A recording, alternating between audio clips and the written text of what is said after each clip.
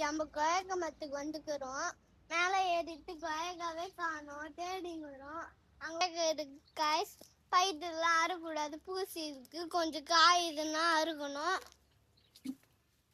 ஜாகிரதையா இருக்கணும், பாம்பெல்லாம் வரும். ஆனால் இப்போ அங்கே ஒரு கொயக்கா இருக்கு, கொஞ்சம் காயுது, அது காணும், அது எத்தல.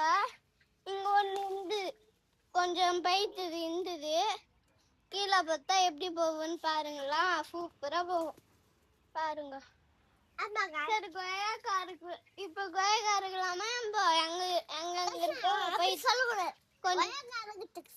கொஞ்சம் காய்ஸ் அது சொல்லணும். உங்க காய்ஸ் இன்னொன்னு கீழே போடுவோமா?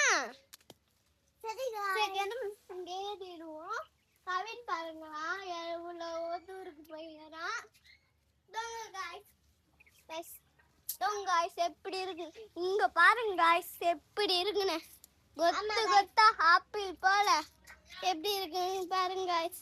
இப்ப மேல ஏறி என்ன பண்ண போறோம்னா பாக்குறீங்களா, கொயக்கா மேல கொஞ்சம் இருக்குது, கொஞ்சம் கொயக்கா மேல இருக்கும், அது அறுப்பு போயிங்க. அங்க பாருங்க காய்ஸ் எப்படி இருக்குன்னு. அது அறுக்கலான்னு பார்த்தா தூரத்துல இருக்கு, இடம் இல்ல.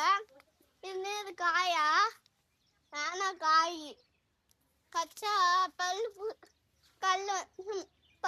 பல்ல வந்து கீழே விழுந்துடும். அங்க இருக்குங்க காய்ஸ், அதை பார்க்கவே வேலை காய்ஸ். இதான் காய்ஸ் அடுக்கிறேன், பயமா இருக்குங்க காய்ஸ் இந்த காலை.